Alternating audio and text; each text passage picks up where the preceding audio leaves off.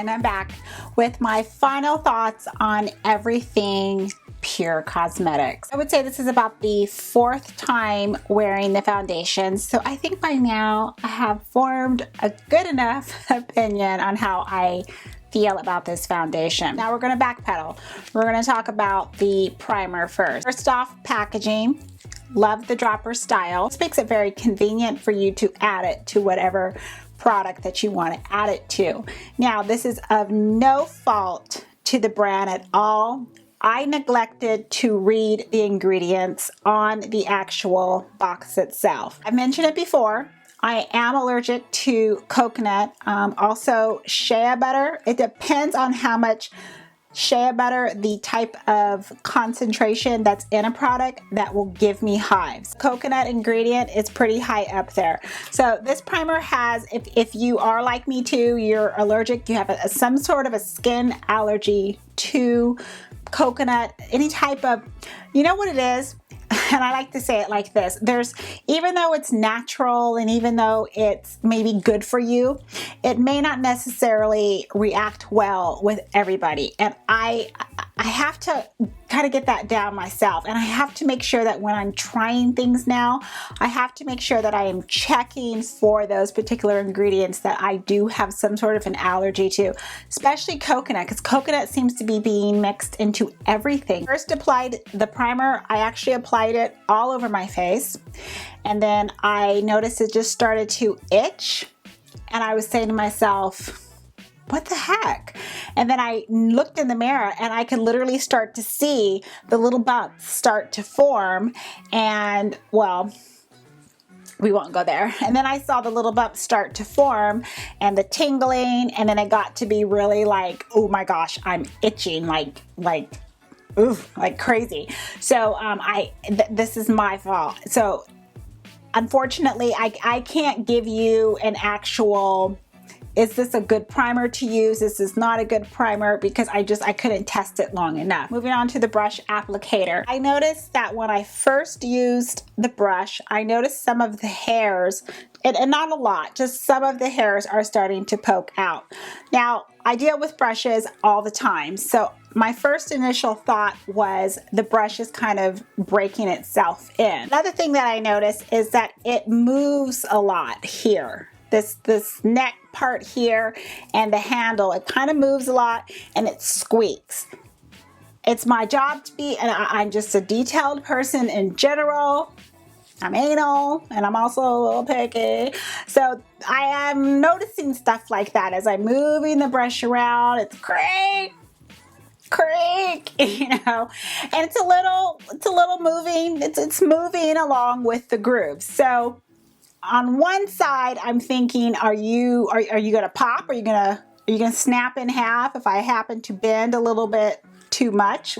But then on the flip side, what's good about having kind of that flexible brush is, again, depending on your face shape, how large your face is, it can go with the grooves of your face. So as you move and it goes into these corners, the brush is flexible enough that it can go with your face. So I just want to point those little things out to you. Washing this brush. The first time I washed it, the foundation washed clean. I've also used this with other foundations just to see how it would work with those formulas. I only used it with liquids though. I have not yet used it with a stick or a thicker type of emollient foundation or a concealer. But what I noticed was it washed clean. It washed just as good as any of my other brushes. Now I don't lay it like this to dry. I turn it this side on the towel and let the water drain. I don't want the water to stay collected. And it was fine the next morning. So it washes fine. Now again, the brush hairs, I'm looking at it. I see 3 hairs kind of sticking up. I can't pull, well actually that one just pulled out. So I think over time it's just shedding here and there. It's not shedding enough to be like, you know what, this is a crappy brush. But I just want you to know that there are some hairs kind of coming up there. It doesn't seem to be affecting anything with my foundation application because again I did use this today to apply the foundation and you know, it blended out fine. So overall, my thoughts on the brush is I like it. It's a nice applicator tool. Would I have purchased this myself? No, I would not have. I personally use regular brushes. What I mean by regular brushes is, you know, just a regular brush versus the toothbrush. I think these are called the toothbrush style. And I use beauty blenders or I use my fingers. Only time I notice when I use these type of brushes is when I'm in a hurry.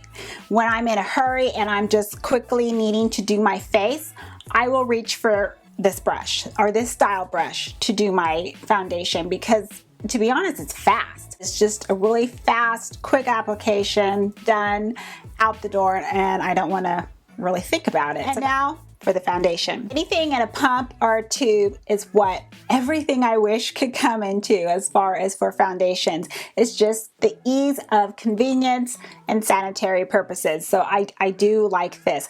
Plus, as you start to use your foundation up, you can just do it like the toothpaste style. Roll it up, get every little bit out. Real quick, the shade selections. Of course, this is something that you'll hear me, like a broken record, say quite often.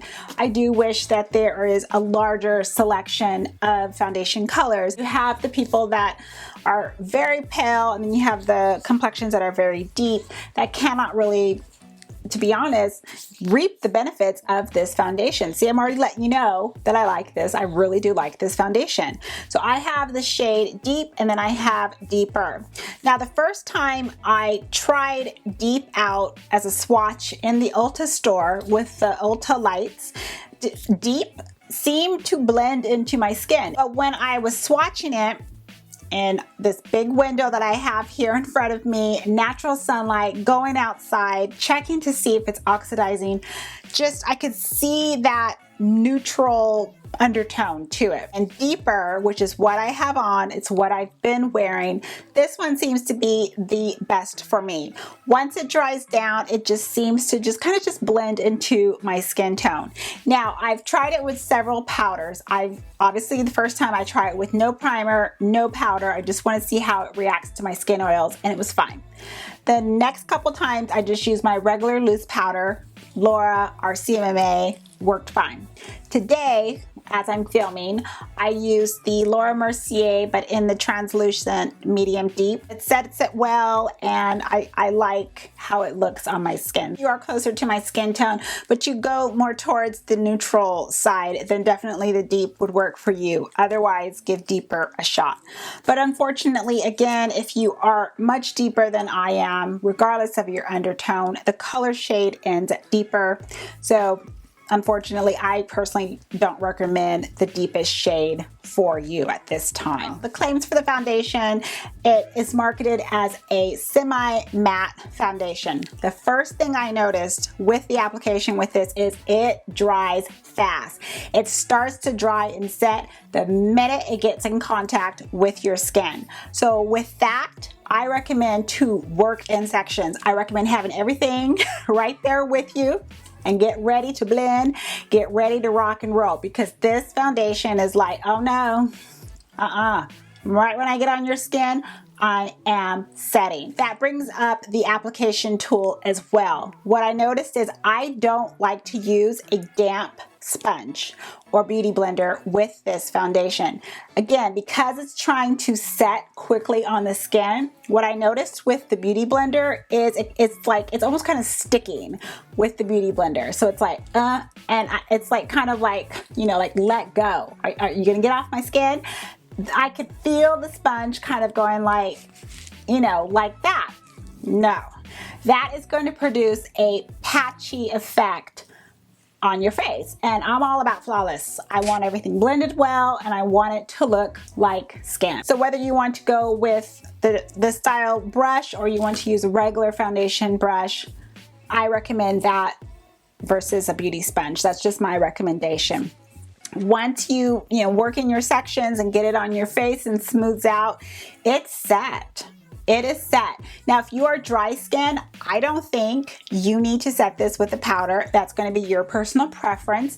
Maybe just a very light dusting of powder using a stippling brush that will give you that light application of powder if that makes you feel better. And again, of course, also if you're oily skin, maybe you'd like to try that as well, because I feel that this dries down to almost a point where it doesn't need powder. So it's one less step. You know your skin and you know your application better than I do. It's just a recommendation. The 12-hour claim, I didn't test it for 12 hours. I don't keep my makeup on that long.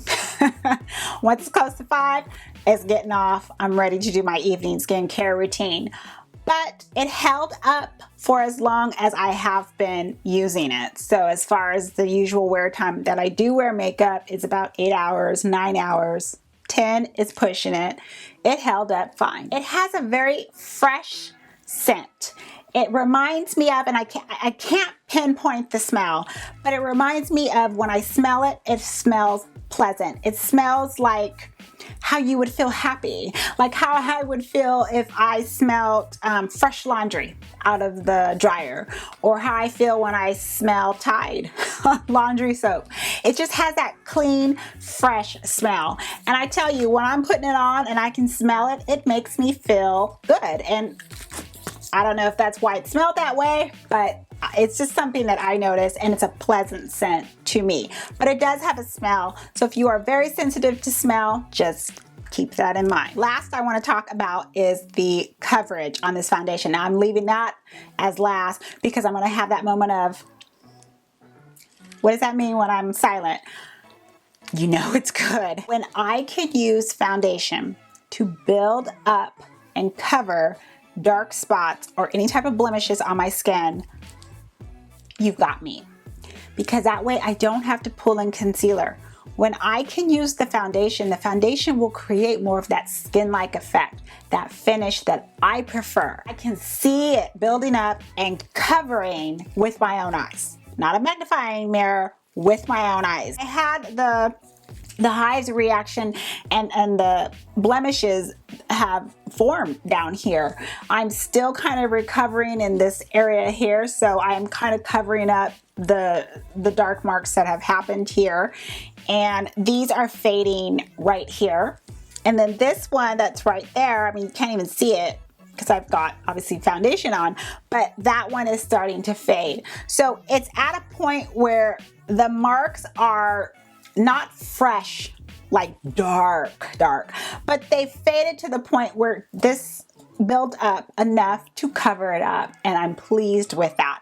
So with that being said, if you are somebody kind of with the same similar skin issues, or if you are trying to cover up blemishes, I feel that this will build up to cover that, and not so much as, oh, let me build it up a second time. I'm sure if you went in with the third time, I didn't have to go in with a third time, but it still builds and spreads fine. It's not caking.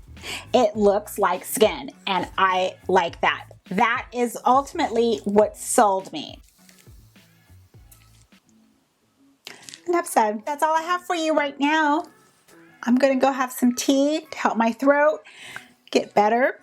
And I hope this review was helpful for you. And let me know if there's anything from this brand, Pure, that you're using and that you enjoy and that you like. I would love to know. Let me kind of research it and see what other items I can pick up from this brand and share my thoughts and opinions with you as well. I do want to thank you for stopping by and watching, spending time out of your day to stop by and see me. I do appreciate that. I hope you all have a wonderful day or evening. And as always, I'm going to see you in the next video. And I promise I will be feeling better, hopefully. Take care, everyone. Bye-bye.